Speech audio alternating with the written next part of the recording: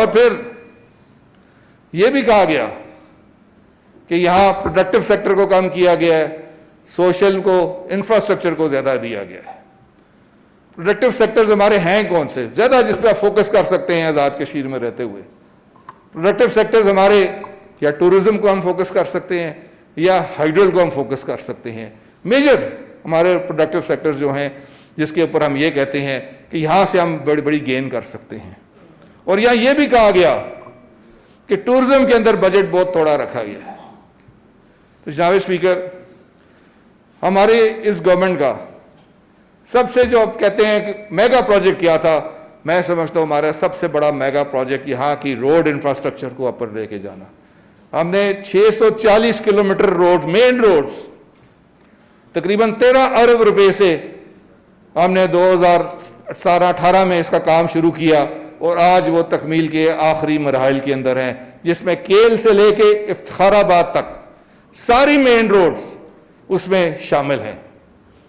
یہ میں سمجھتا ہوں ان روڈز کا کیا فائدہ ملنا ہے۔ وہ کہتے ہیں کسی بھی علاقے میں روڈ دے دیں، ترقی خود بخود چل کے آتی ہے۔ اس بہتر روڈ انفراسٹرکچر سے یقینی بات ہے یہی ٹورزم کو سب سے بڑا جو ہے فائدہ یہ ملے گا۔ آپ نے دیکھا ہوگا پچھلی حکومت میں آپ کھائی گلا سے پنجوسا سڑک کی کیا حالت تھی، آپ نے خود جا کے دیکھا ہوگا۔ آج آپ اس سڑک کی حالت خود دیکھ لیں کہ جو نئی بن چکی ہے۔ آج پورے آزاد کشمیر کی سڑکوں کی حالت میں دعوے سے کہتا ہوں، دعویٰ نہیں حقیقت ہے، یہ آپ خود چل کے دیکھیں۔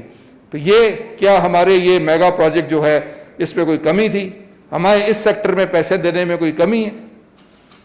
اس کے ساتھ ساتھ مین روڈز کے ساتھ ساتھ اس اگلے مالی سال کو ملا کے ہم تقریباً ہر حلقہ انتخاب میں 75 کلومیٹر نئی لنک روڈز بھی دے رہے ہیں، وسائل کے ساتھ دے رہے ہیں، صرف ٹوکن منی کے ساتھ نہیں دے رہے۔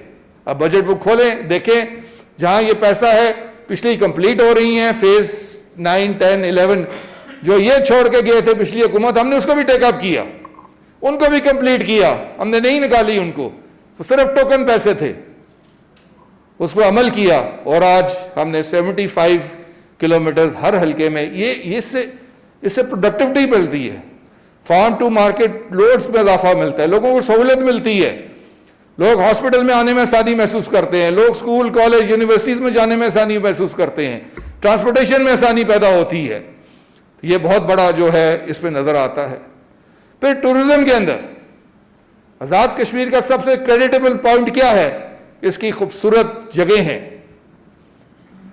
پہلا کنسپٹ ٹورزم کا تھا ریسٹ ہاؤسز بنا دو، سرکاری ریسٹ ہاؤسز بنا دو، اس سے کبھی بھی ٹورزم جو ہے اس کو فائدہ نہیں ملتا۔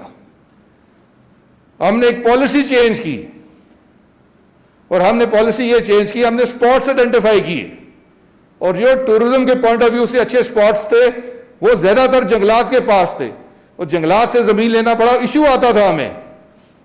پھر گورنمنٹ نے اس پہ کمیٹی بنائی، پوری ورکنگ ہوئی، اور اب تقریباً 400 کنال مختلف آزاد کشمیر میں ایریاز کے اندر ہم نے ٹورسٹ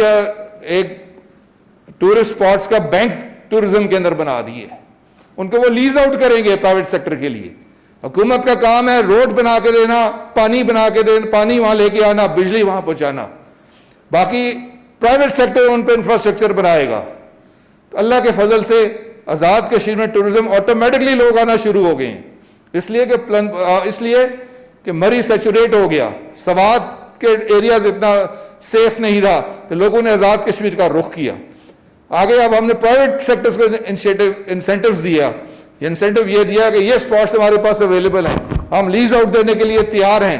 ہم نے وہ اس کو جنگلات سے پہلے پرابلم آتی تھی کہ اس پروسیس بہت لمبا ہوتا تھا، اس کو ہم نے آلریڈی ٹورزم کے پاس اس کو لیز آؤٹ کے لیے رکھ دیا ہے، جنگلات سے نکال کے وہ زمین جو ہے جس کو ہم کہتے ہیں کہ ٹورسٹ بینک ٹورزم ڈپارٹمنٹ میں ہم نے کریٹ کر دیا ہے، تقریباً 400 کنال یہ پورے آزاد کشمیر میں مختلف جگہ بنتی ہیں۔ تو یہ میں سمجھتا ہوں بہت بڑا اقدام ہے، اور اس سے ٹورزم کے اندر بہت بڑی انویسٹمنٹ بھی آئے گی، اور آپ وہ دیکھیں گے کہ آزاد کشمیر میں ٹورزم جو ہے اس میں بہت بڑا پھلے گا پھولے گا، اس سے بہت بڑا جو ہے یہ ایک نئی انیشیٹو تھا میں سمجھتا ہوں، اور اس کو عملی جامہ جو ہے ہماری حکومت نے اس کے اندر یہ پہچان لی پہ لے گا۔